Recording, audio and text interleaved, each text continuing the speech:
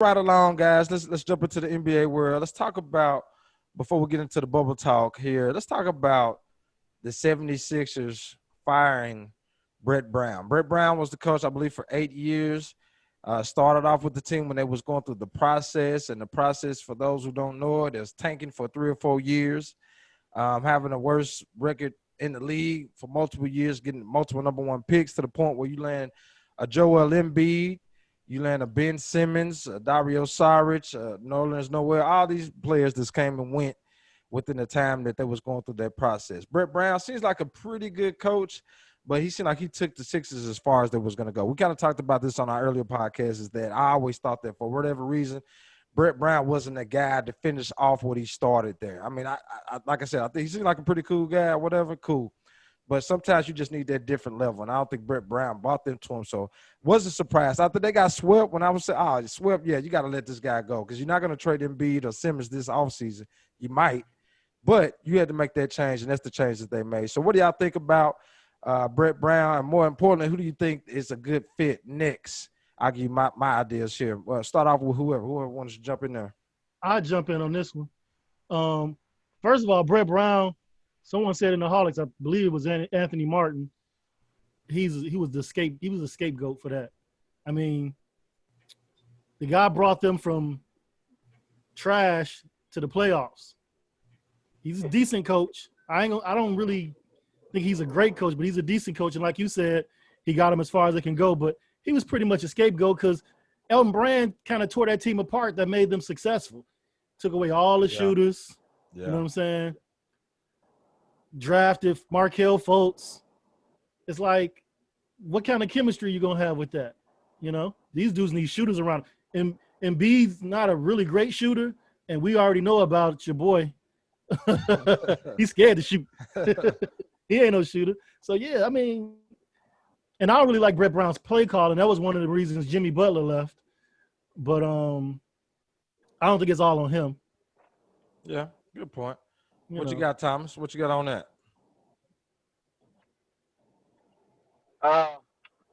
Yeah, I'm with Tone on that one, man. The play just seems like that he was just behind. But it's tough, man. That's a tough one because this man was a lucky bounce away from going to the finals, you know.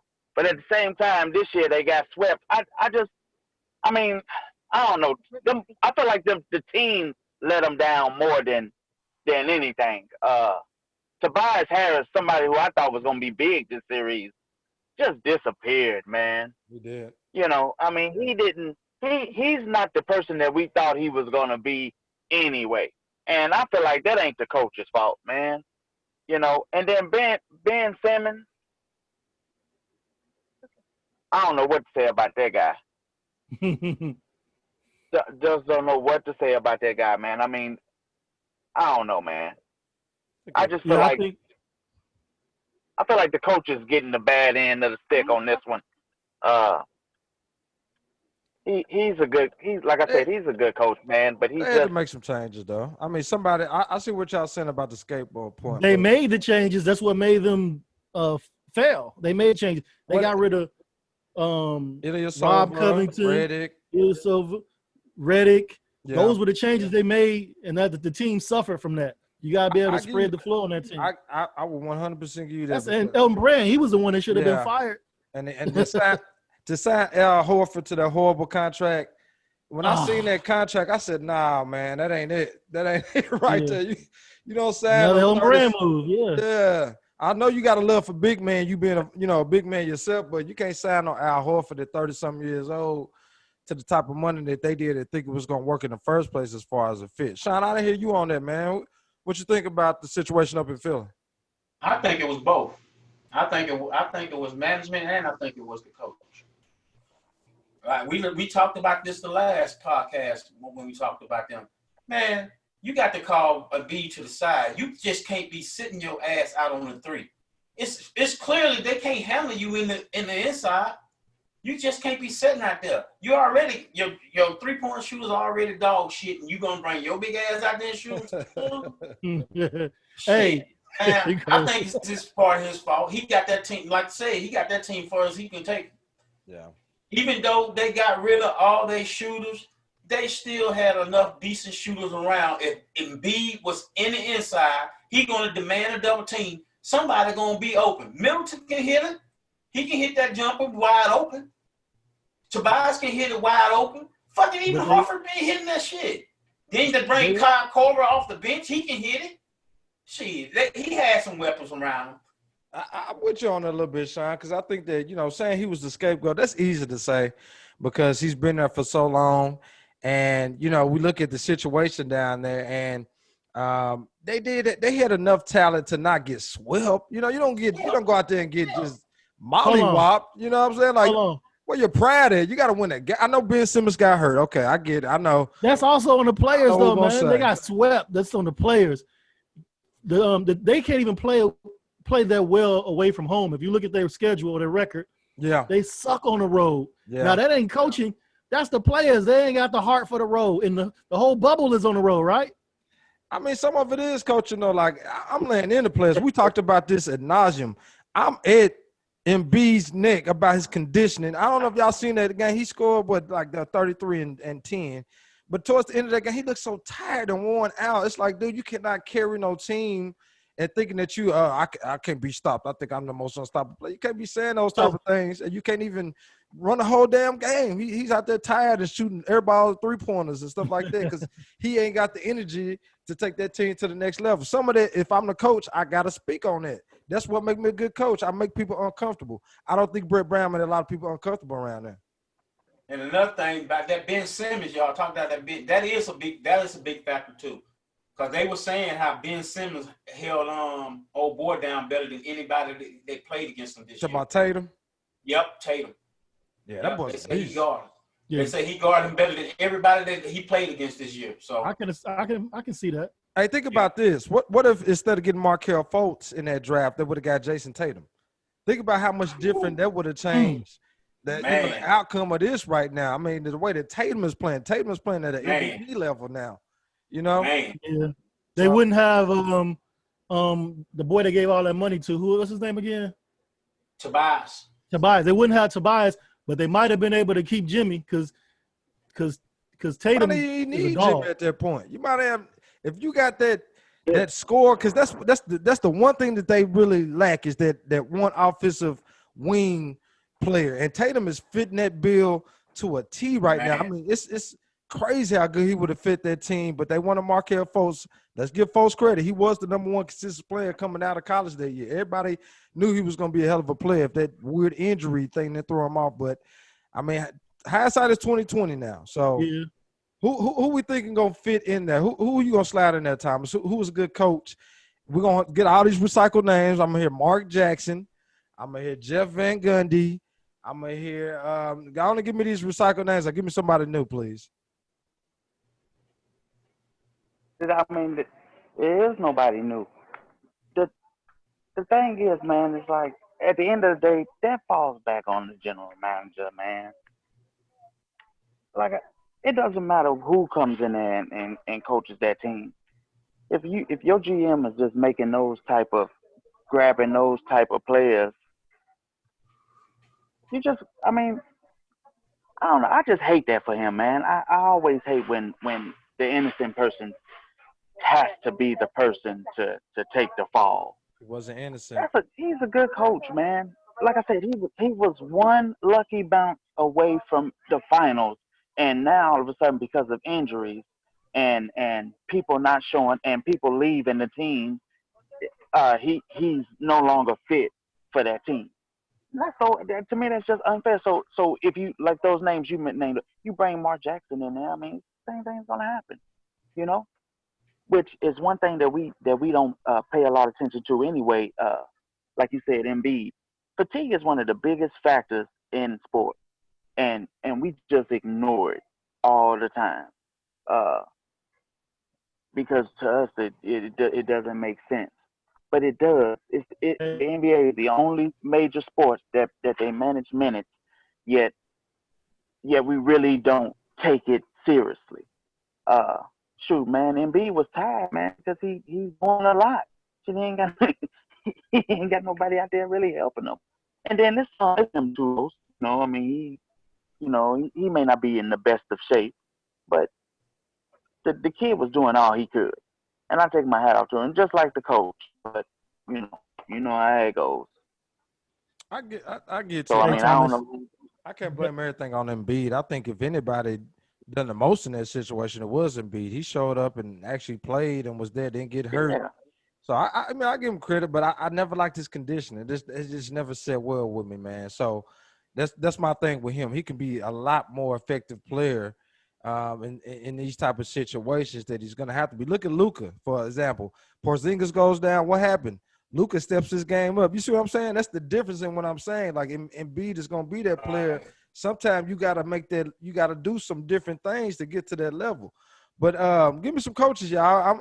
Okay, let me get y'all name. Let me jump in on what Thomas was saying. Okay. Hey, when you was that bounce was in the semifinals, Thomas. That wasn't the Eastern Conference Finals, so they still would have had to, I would have play to go another through the round. Bucks, right? okay. Yeah. Oh, Also- okay. My fault. My bad. And It's all also, good. he can counter some of that tiredness by making their ass tired. He ain't making Right, nobody guard him tired, setting his ass on the 3-point line. He got to wear them He's gonna down. put that Yeah. big body on him. He gonna wear their ass down. And that's coaching again. I'm sorry. So one of the names. That's coaching. Coaching. Go ahead. What coaching?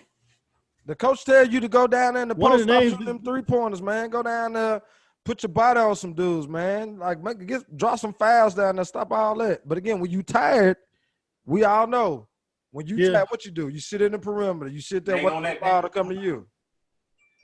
Yeah. That's the greatest part of that separates teams, fatigue, because you start playing sloppy, making mistakes, Yeah. not doing what you need to do, But Embiid need to work on that for real. Y'all right about that. But he, like you said, he did the most out there though. So there is but to show us some of that blame. Who was One of the the coach's names is a disciple of Popovich. He's an assistant for the Sixers. His name been going around in circles right now for other teams. I can't pronounce his first name. I think his last name Udoka. Udo Udoka. He used to play for the Spurs. I know who you're talking about. Yeah. He's an assistant for the Sixers, but his name has been out there. His name is out there right now for head coaching jobs. So he might just step right in and get that job. That's not them. Because I like Because fresh they names. said the players like him. Yeah. I like fresh names, man. Like I don't want to keep seeing the same guys get recycled through the league, man. I can't stand when I see that. But I'm gonna give you a name too, and I'm high on him, man. I keep bringing this guy up for every coaching position. Kenny Atkinson, man, that dude did a great job with the Brooklyn Nets in his time there. They fired him because Kyrie didn't want him there no more for whatever reason. Who knows? We need to do the research on him, like Earl Thomas. Why didn't Kyrie want him? Because Kyrie, come on now, we know Kyrie. Kyrie's weird, man. Yeah. Dude, we ain't got to wonder about Kyrie. We know what's going on with Kyrie, bro. We know he's a weirdo. You could have walked in there with some different color pants that Kyrie didn't like that day. He's like, nope, I don't know about this guy, man. I don't think he's going to be coach much longer here. You know what I'm saying?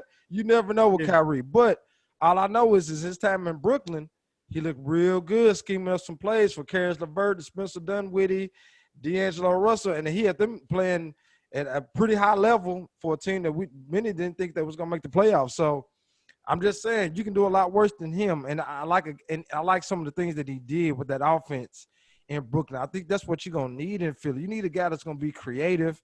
He's going to make some things happen because if you play just pick and roll Simmons and Embiid, we know, it's going to get you a lot, but at the same time, I can scheme for that. You need a guy that's going to think outside the box when it comes down to offensively for that team, and I think Atkinson can do it. His record is 118 and 190 though with the Nets. So he got to. You know why though? You know they didn't have no good teams when he first started winning. That was coming off that whole stupid Kevin Garnett and all that trade. So he had to strip that team down. But I'm just saying when he had some decent players, he was all right. Before he was resigned officially, he was 28 and 34. Again, this is not this year. We're talking about this year though. That's fine. About this year. If that's this year, that ain't no great record. If that's this year, you don't have Kevin Durant. No, we go this year, but we didn't have Kevin Durant, did we? We didn't have Kyrie Irving. He played like 2 games. So let's not act like he just So had a let's- squad full of ballers on that team to make me a great team. So why are you hyping him up though? If he's 28 and 34, what'd he do? He ain't do Because nothing. the season before they had Kevin Durant and Kyrie Irving, when they had D'Angelo Okay. Russell and those players, he I got you. almost made a playoff run with those teams. You weren't gonna do nothing with that team. Plus, again, clearly Kyrie didn't like the guy. He came in. They really had a lot of bad injuries, bro. A lot of bad. They was playing like the low bench players at one point, bro. They really did. He right though. I seen some goodness in that team. I seen some, and with the guys I saw coming back, they're gonna next gonna be all right. I mean, they got some talent, Dinwiddie and Karis LeVert, and Joe Harris and all them. I like those guys. And then Next year they're gonna be pretty damn good. That's all. They're gonna be good next year. They're gonna be pretty damn good. I'll throw a name out there, Los, and you may like this one, being that it's just down the street. What about Stackhouse? Stack, you know what? That is different, man. You think Stack ready for that? You think he ready for that? Those NBA type players, those egos and things that come with those professional players? I think these players today will benefit from an older coach or a young coach. Let's see what Jason Kidd and Jerry Stackhouse can do. Let's see what a Stackhouse can do. Let's see what he can do. Let's give him a shot. So what? I can see Jason Kidd. What about Jacques Vaughn? Didn't he take over for Kenny Atkinson and he did pretty good? Something like that, yeah. I think he's a guy that he's an interim. I mean, he already put it on display. I can coach this squad. Yeah. You know what I'm saying?